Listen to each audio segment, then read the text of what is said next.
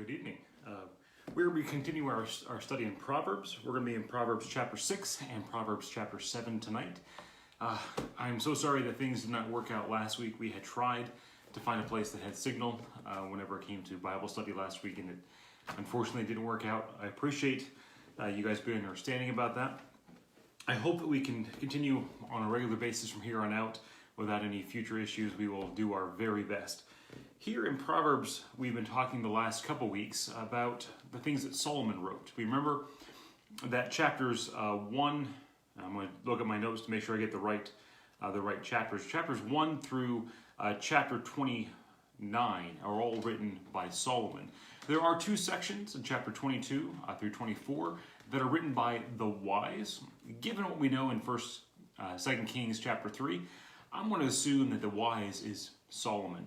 We have the section between chapter 25 and chapter 29 that was added during Hezekiah's time, as is noted there in chapter 20 or chapter 25. And we have two additional authors.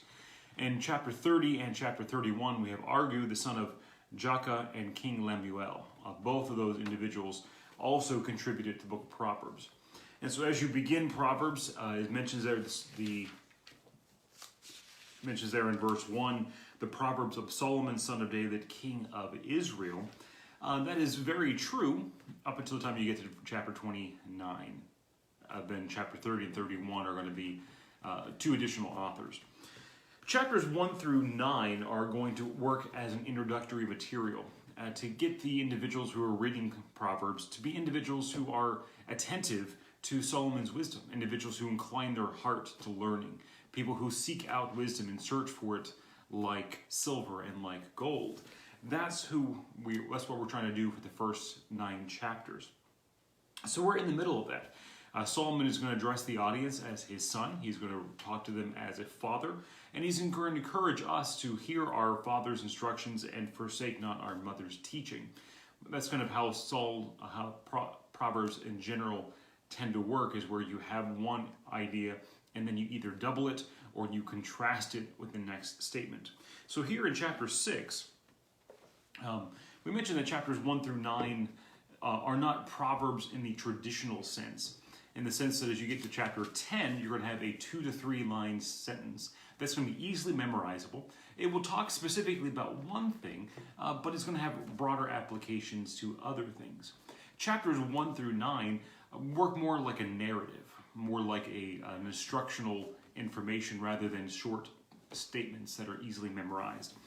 So chapter 6 is going to get into some practical warnings. Verses 1 through 19 are just that. They are groupings of practical warnings that kind of like almost extended Proverbs, so to speak. And then as you get into the end of chapter 6 and beginning of chapter 7, he's going to warn against adultery. He's mentioned this already, but this is going to be his longest, most prolonged statements about adultery in chapter 6 and chapter 7. So let's go ahead and pick up there. We'll read verses 1 through 19 together, and then we'll dive into it.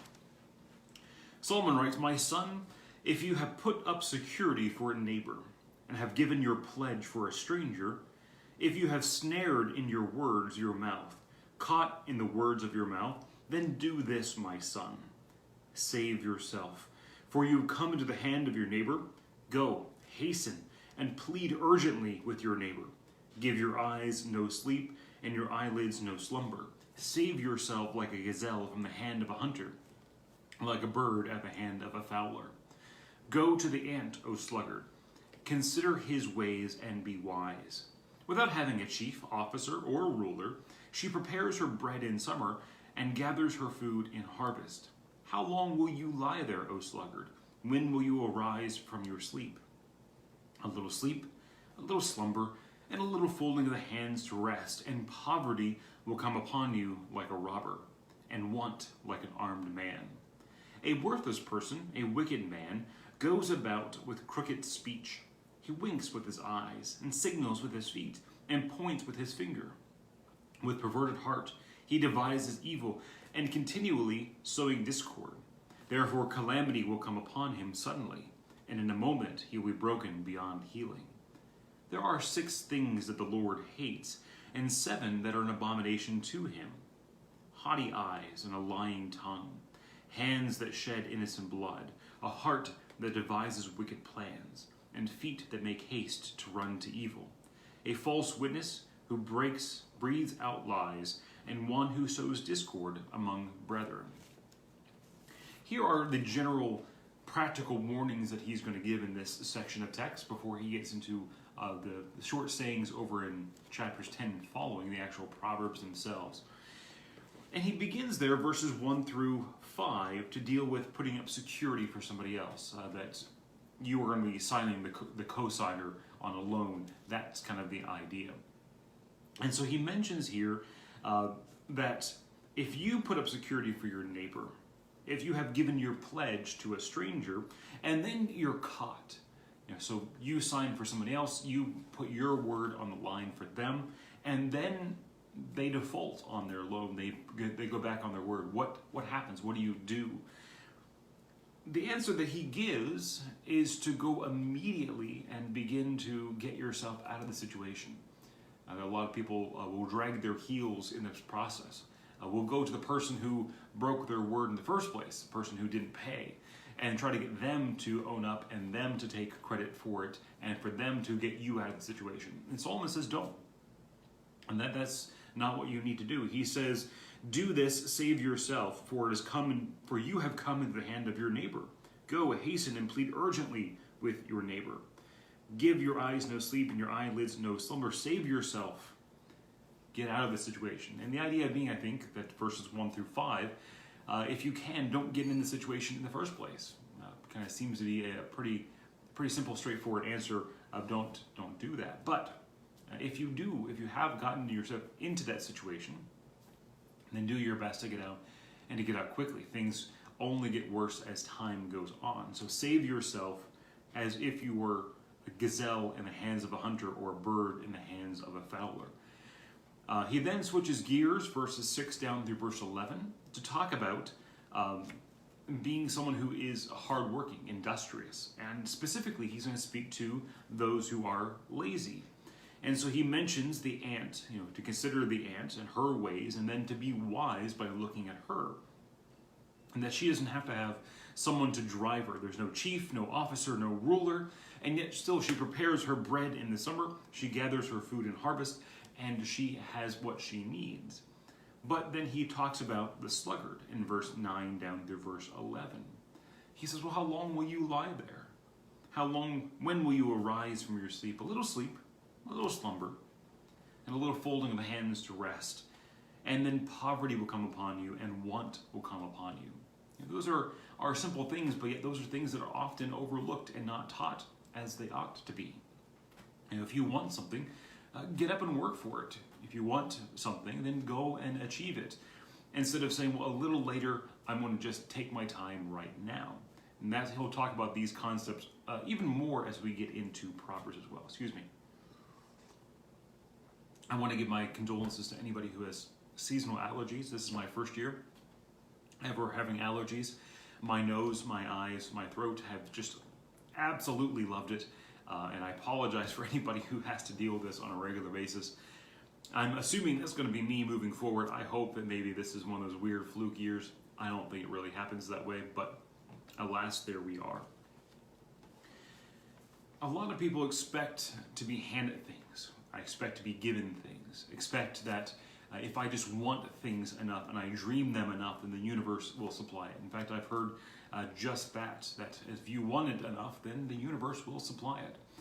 There was a book that came out, I think it was early 2000, late 90s, maybe somewhere around there, called The Secret, that proclaimed just that. If you wanted something enough, that all you had to do was write yourself a check for $1 million and look at it every day, go out into the universe and just plead for it, and it's going to be given to you.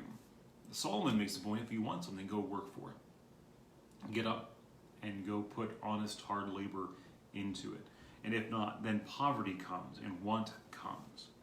Here in verse 12, down to verse 13, he talks about the worthless, wicked man. Remember, we talked about the different characters that show up inside of the book of Solomon. You have the wise. And what does he encourage you to do? He said, take a look at the ant, and then for you to be wise about that. He also talks about the fool. Those are the two main contrast in the book. He also talks about those in shades of good and bad. The righteous, the upright, the diligent, the understanding. Those individuals all fall in some type of a category of the wise. The wicked, the lazy, the crooked, the worthless, and the simple all fall into a subgenre of the fool. And this is who he's going to be talking about in verses 12 down through verse 15. A worthless person and a wicked man, they go about with crooked speech. And they go about winking of the eyes and signaling with the feet and pointing with the hand.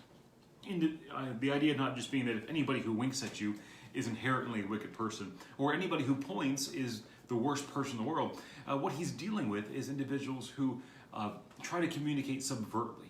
They're going to hide their intentions from other people, and only you maybe get to catch that extra information. And that's what he's dealing with, individuals who are trying to be subvertive, try to get away with things that they shouldn't get away with in the first place. And so he kind of puts all of these ideas together, that them being crooked in the way that they speak.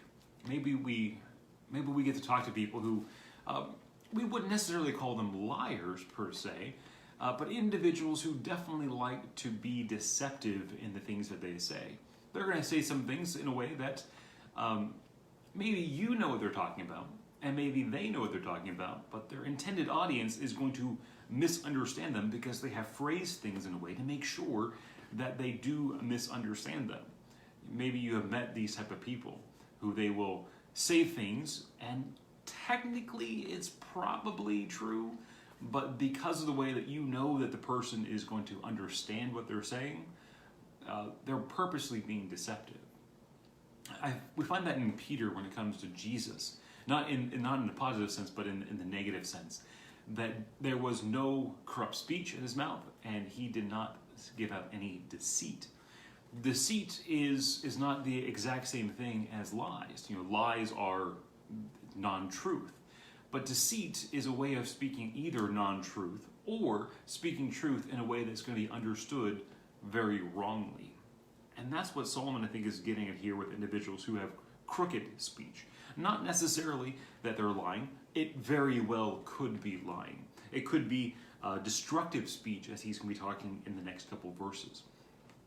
But here's someone who has a crooked speech. They wink with their eyes and they signal with their feet. They point with their finger. And here, with their perverted hearts, they devise evil. This is the person that he has advised his son to steer clear of back in chapter 1 and chapter 2. And so he tells him here that this person is going to devise evil in their heart. They're going to continually sow discord. And therefore calamity will come upon him suddenly. In a moment, he will be broken beyond healing. And that his destruction is assured, that these things are going to come back upon him in some way. And then we have this phrase that comes up in verse 16. I don't believe this is the only time it's going to come up. He says, there are 6 things that the Lord hates, and there are 7 that are an abomination to him. And it's not that only 6 things the Lord hates and only 7 things are an abomination, but he gives a list of things that are going to be categories of things, or a typography of different things that we could do, the things that God hates. And as you look at the list, you look at 6 and then 7. It's not saying that 1 God hates, but it's not really an abomination, and so you can kind of get away with it. But this is a literary device to get you to understand, to perk up your ears, saying that this is an important list. And some have suggested that a list like this usually contains 6 things that we are going to mostly readily agree on, and then maybe 1 extra thing that maybe we didn't expect to be on that list.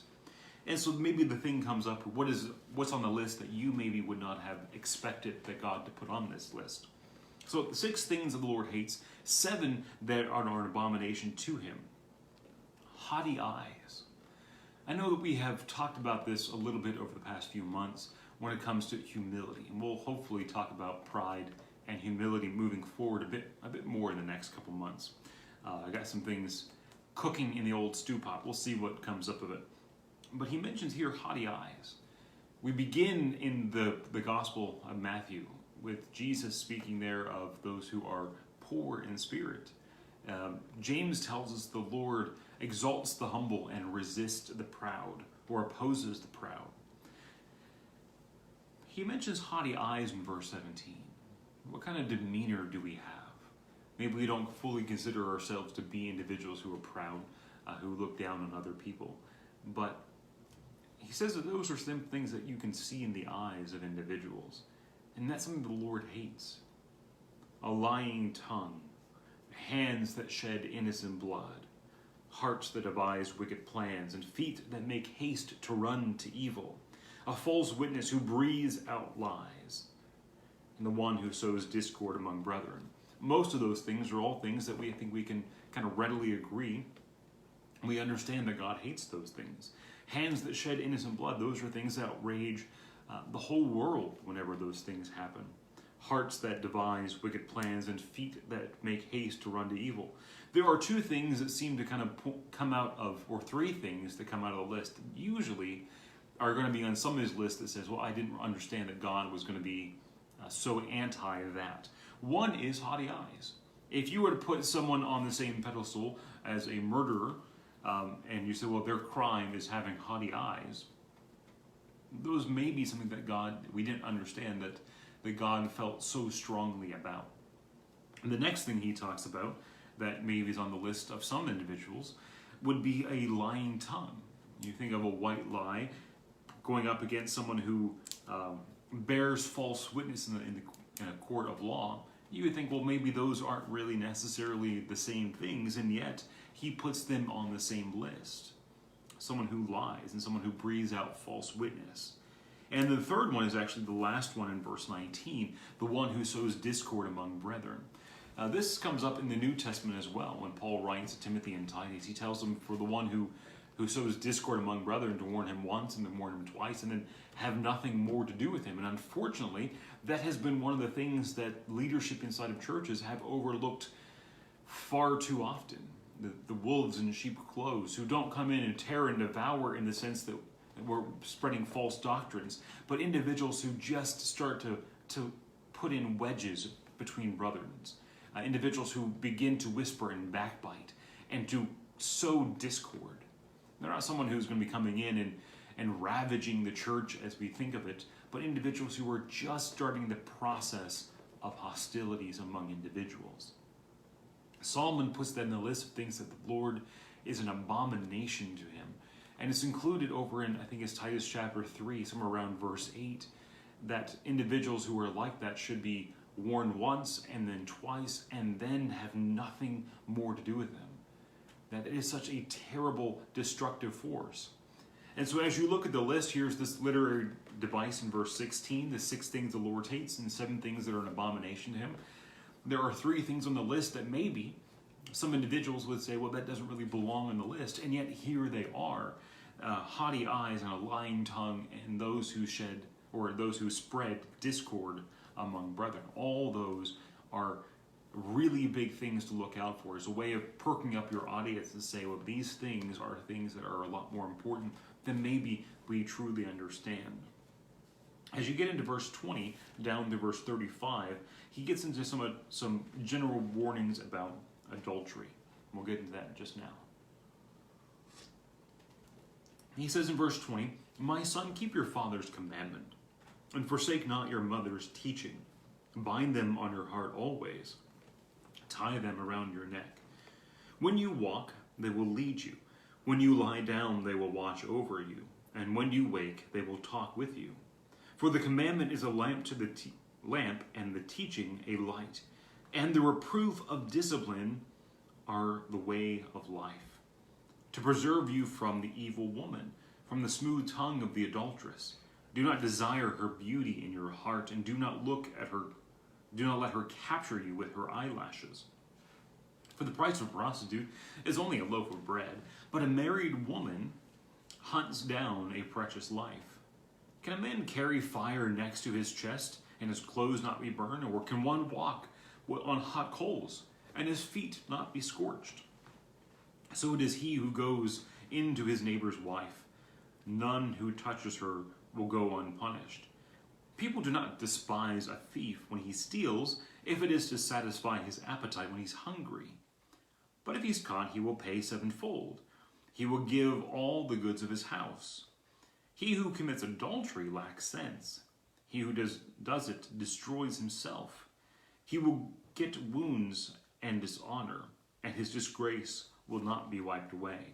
For jealousy makes a man furious, and he will not spare when he takes revenge.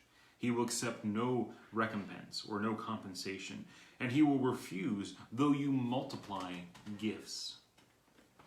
Verses 20 through 23, he encourages for the 9th time through this book for him to hear, my son, to keep your father's commandments and forsake not your mother's teaching. This is the 9th time he's repeated these phrases.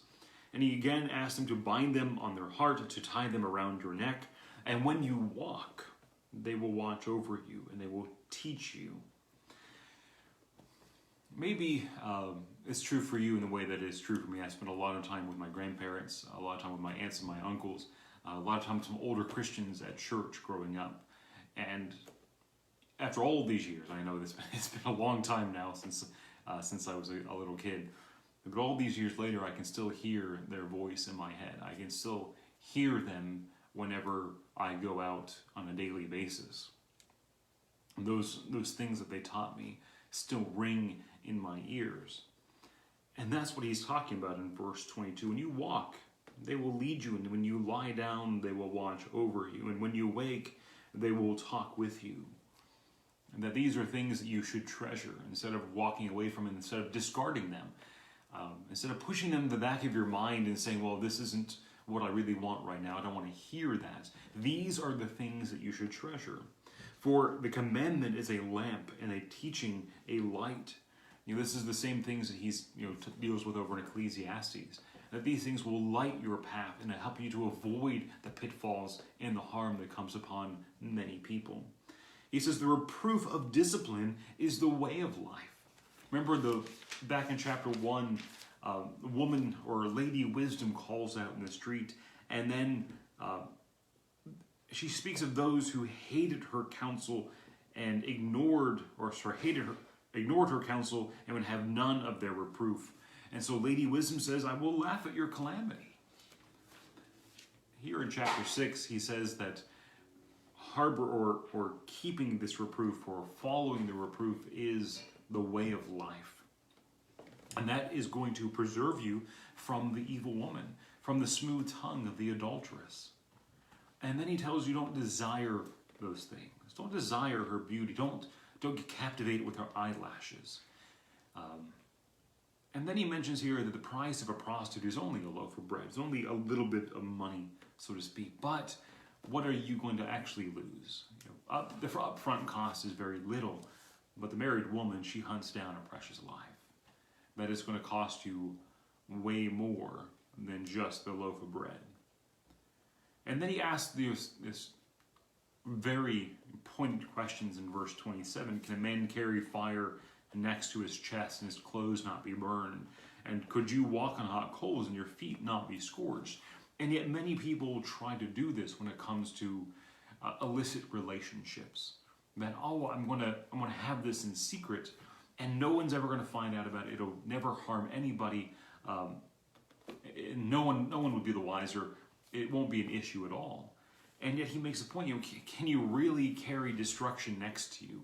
Can you bind it so close to you and nothing bad come about? And the answer is obviously no. In fact, what he says is, so it is for the man who goes into his neighbor's wife. You will not go unpunished in verse 29.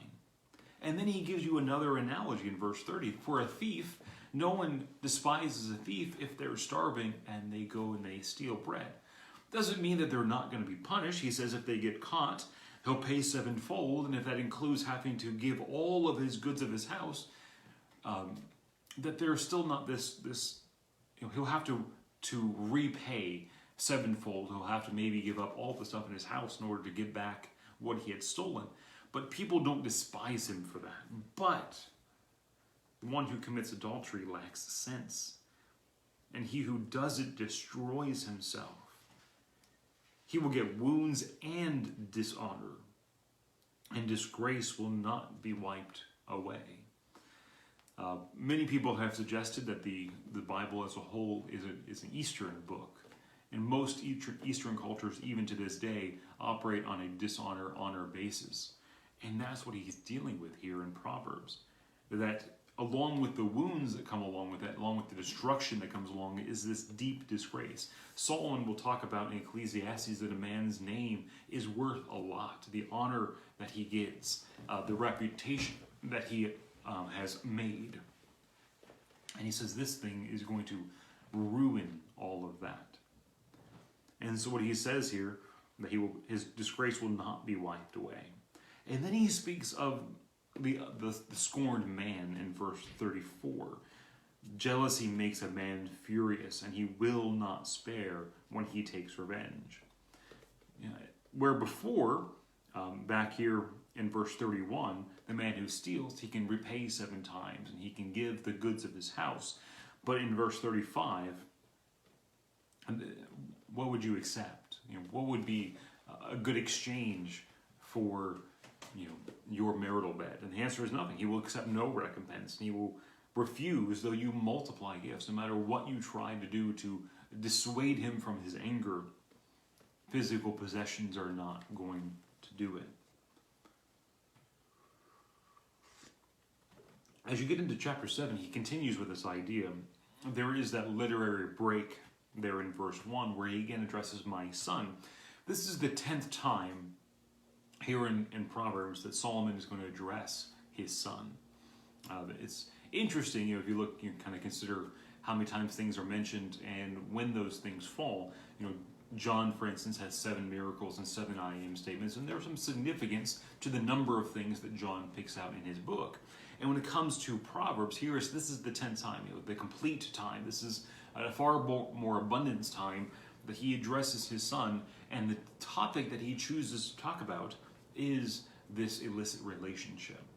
It's an important point. It's an important thing that the audience understands, that this chapter is important for their personal lives and for their congregations, for their society.